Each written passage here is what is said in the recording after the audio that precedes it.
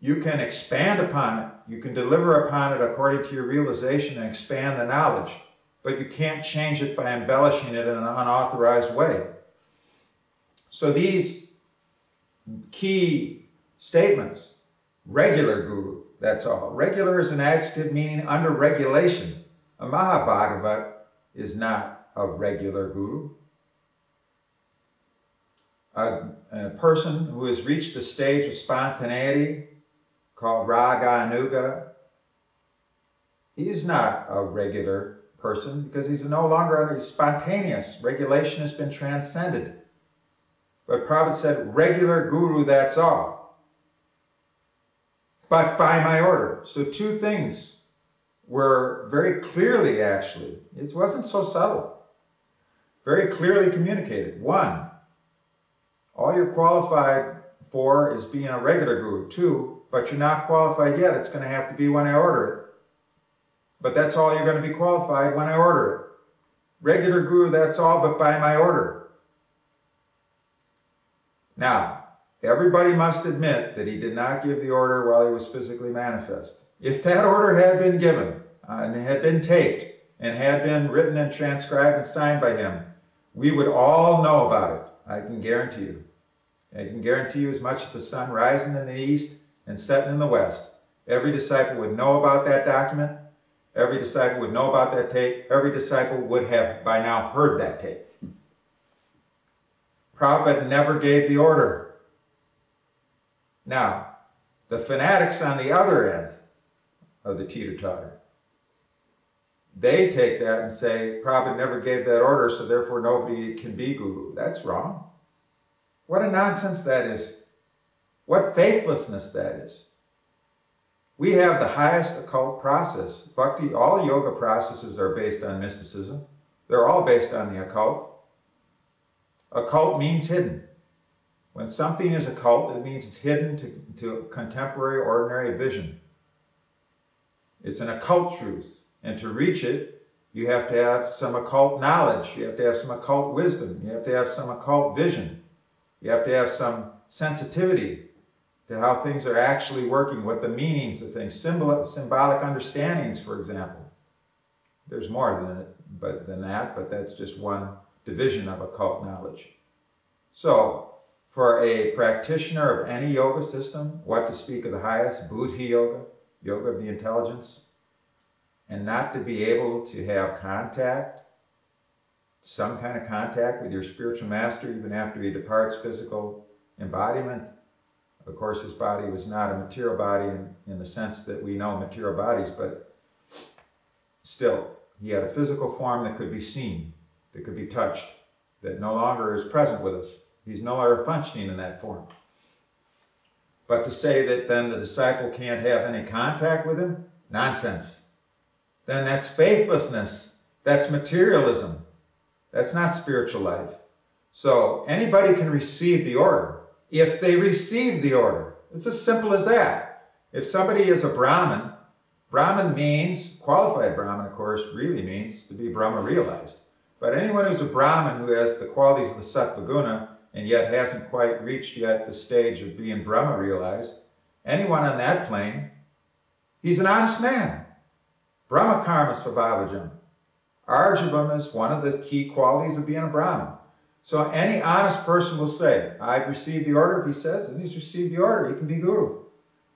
But regular guru, that's all. Means under regulation. Now one may then take that and say, well then, can anybody ever become a mahabhagavat again? Sure. No problem. If you go into the gym and you say to the guy who's running the gym, what's your fees here? I'm one of the best weightlifters in the world. I'm right on the level of what Arnold Schwarzenegger was. What's your fees? You're on that level? Yeah. I can bench press 2 times my weight. Oh, man, you show me. You go to that bench right now. I'll put 2 times. Get on the scale. Okay, you weigh 250. I'm gonna put the 2 times on. You bench press it. You got free here. I want you around. So if you're a mahabhagavat, you don't have to use any legalistic arguments. You already have all the mystic cities. You already have full knowledge. If you're a mahabhagavat, you can prove you're a mahabhagavat quite easily. And when you prove it, then what is the problem there? Everybody who's sincere and serious and has knowledge and is lucky is going to come to you. You're going to have plenty of protection. Even without human beings, you'd have plenty of protection. So the fact is that a mahabhagavat is self-effulgent. He will manifest according to his powers.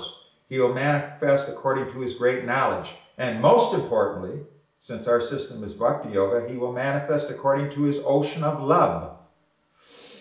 He will have an ocean of love, which we're all getting a little drop of now and then. And with that ocean of love, he will have no problem being able to show that he's Mahabhagavat. He won't want to be worshipped. He won't need to be worshipped. His followers will insist upon worshiping him for their own benefit and advancement, which he'll then acquiesce to. Why not? Sakshat Hari Tvainastamasta Shastra.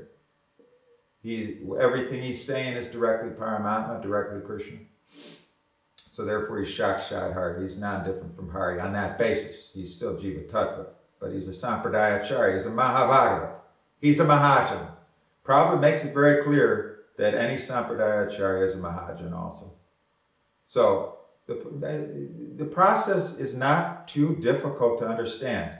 Regular guru, that's all. And if for some reason you get benedicted by the Supreme Personality of Godhead and by your previous guru, and you get the transcendental TV allowed to your mind, and now you're in the spiritual world, and now you have the full siddhis, you have the full mystic powers, and you're now a Mahabhagavat, and you have full knowledge, if you get that benediction, then that will be self-evident, because you'll be self-effulgent to anybody. And the envious, of course, will attack you, but so what? You'll be able to deal with that. The process is very simple. The process is now complicated because of why? Because of evil. Because what produces evil? Evil is produced when you act either above or below your eligibility. Everybody has an adhikari.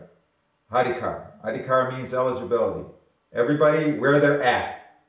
So if you're at some place, then according to that eligibility, you act according to it, that's not evil. That's why the animals are never engaged in evil activity, because they're always acting according to their adhikari. But a human can do evil because he can act either above or below what he's eligible for. So when he acts above, he's an imitator, he's a pretender. It's a great evil. Why is it a great evil? This is not difficult to understand psychologically why it's a great evil. Because if somebody acts above their realization and pretends to be a guru when they're not, or pretends to be a Mahabhagavat when they're not, what happens? They slip up. And it becomes known. They do criminal activities of some sort. They do dreadful activities of some sort. They do unauthorized activities of some sort. They make some colossal mistake. They fall victim to some huge illusion. They engage in libertine activities, whatever it may be. They do something grievous. And then what happens to everybody? They think evil is supreme. They think there's no hope. There's no guru. We see anybody who tries to do anything gets nailed. Everybody's a pretender. Everybody's just trying to deceive one another. Everybody's trying to get over. It's just a colossal hoax. It's all a turtle tank. Everybody's trying to get on top of the other's shell and then pivot up and get up to the top of the aquarium on the basis of pushing the others down. It's all evil. Evil is supreme, enters into the consciousness when this pretension goes on. That's why if you act above your adhikar and pretend to be a guru when you're not, on any of the levels, be it with the 2 feet in, 1 foot in, 1 foot out, or both feet out, whatever the 3 levels, if you're not there, then it's evil because you're acting above your, and if your adhikari is that you should be doing certain things and you're not doing them, and you're doing things much lower than what you really have the power and the knowledge to do, and you're not stepping up to the plate and doing it, you're going to produce evil on the other end.